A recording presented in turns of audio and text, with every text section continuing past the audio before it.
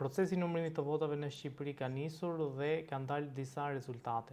Pra prake, le të themi, jo të konfirmuara nga KQZ-ja.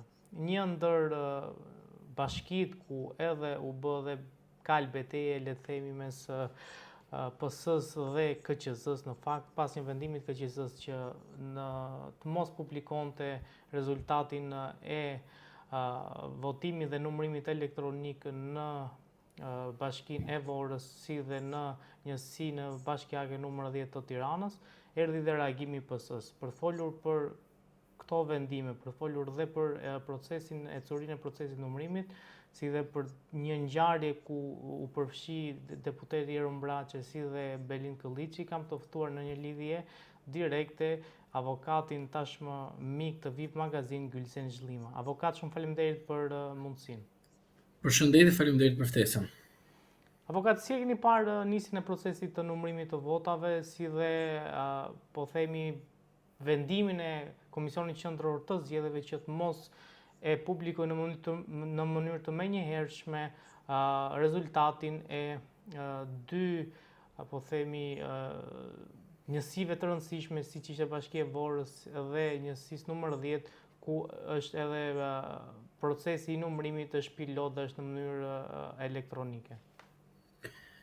Ky është një konflikt i stisur, një konflikt thjesht sa për të prodhuar një konflikt të mundshëm, por në realitet nuk është asgjë, sepse kryekomisioneri edhe në zgjedhjet e 2021-shin, edhe në zgjedhjen e 2023-shit, ai ka shpallur rezultatin të zgjedhjeve, të atyre pjesëve që u bënte në mënyrë elektronike, të nesme në mëngjes në vendet ku është rezultati elektronik.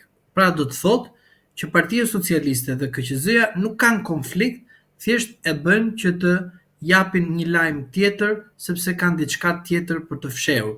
Tani çfarë është ajo tjetër që duan të fshehin, mbetet për të parë se do të duket qartazi çfarë po fshihet.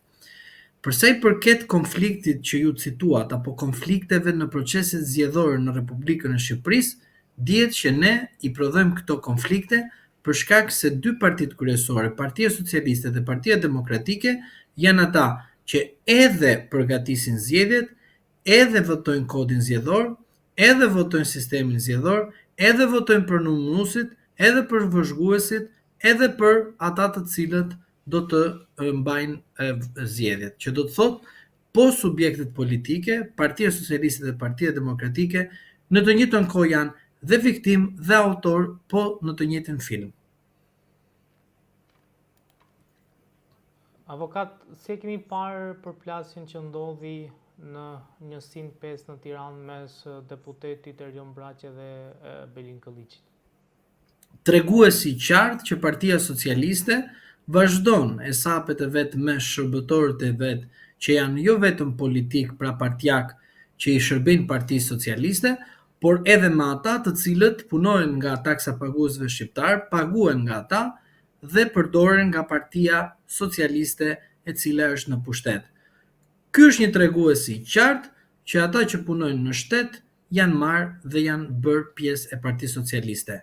Ky incident tregoi arrogancën e Partisë Socialiste, por edhe të zotit Braçe, i cili me reagimin e tij në publik nuk nderoi emrin e tij, po as Partinë Socialiste, po thjesht tregoi që ai është një arrogant i cili sillet në mënyrë arrogante përballë qytetarëve.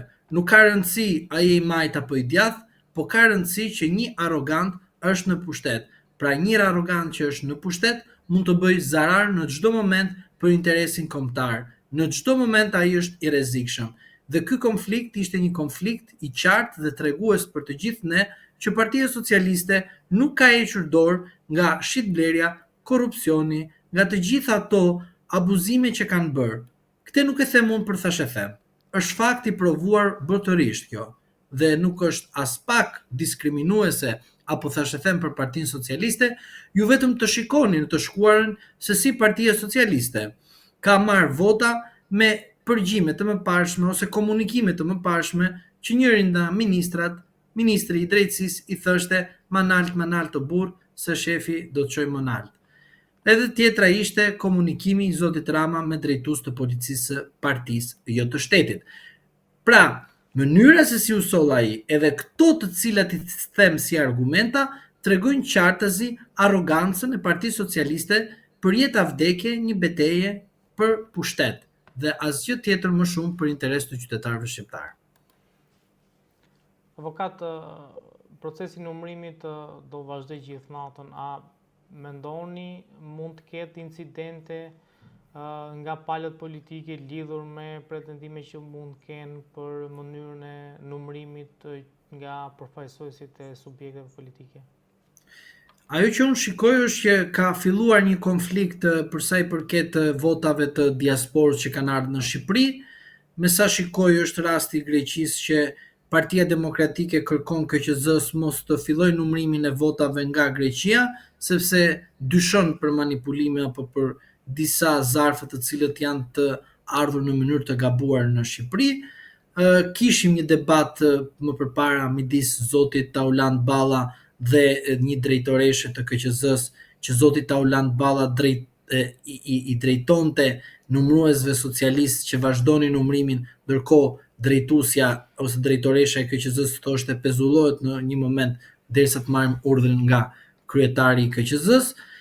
Dhe me sa pash unë dhe juristi përfaqësuesi ligjor i Partisë Demokratike ka kërkuar tek antarët e grupit të numërimit të Partisë Demokratike që të pezullohet ky numërimi momentalisht derisa të gjehet një rrugëzidhje e mesme për të shmangur apo më mirë për të vazhduar betejën e numërimit. Por unë jam i bindur që të dyja palët politike, pavarësisht se kush nga të dy thuhet sikur ka fituar apo kush është fituesi, unë mendoj se do të kemi patjetër konflikte, mund të kemi edhe përplasje, por normalisht që Partia Socialiste dhe Partia Demokratike në këtë fazë që jemi do të duket shumë agresive sepse njëra po lufton për jetë vdekje që është Partia Socialiste, ndërsa Partia Demokratike po lufton për pushtet. Pse them Partinë Socialiste për jetë vdekje? Sepse në rast se Partia Socialiste nuk merr mbi 70 mandate, dihet që do jetë shumë e vështirë të formojë një qeveri e vetme. Ndërsa për Partinë Demokratike, në rast se ajo mund mos të marrë një përqindje ashtu siç duhet, por ajo normalisht mund të shpresojë për një zgjedhje të parakohshme në rast se bëhet kjo gjë, që thash, në një moment të dytë. Prandaj për Partinë Socialiste është jeta vdekje ky proces që duhet të numërohen, të gjitha sepse ata kanë shifra të tjera, por çfarë do dalë nga rezultati zgjedhor apo nga numërimi mbetet për të parë deri nesër, pas nesër që të shikojmë shifrat konkrete sepse politika përtej retorikës ka shifrat që janë votat që dalin me shifra mandatesh dhe përqindje. Si e shikoni rezultatin e këtyre zgjedhjeve? Pra, do ketë fitues të qartë dhe humbës të qartë? Nuk mund të paragjykoj sovranin, sepse asnjëherë se kam bërë në asnjë dalje publike, por unë do të them mendimin tim siç e kam pasur, do ta them gjithmonë. Unë do doja asnjëherë nga partitë kryesore, Partia Socialiste dhe Partia Demokratike mos të marrin mbi 70 mandate veç e veç.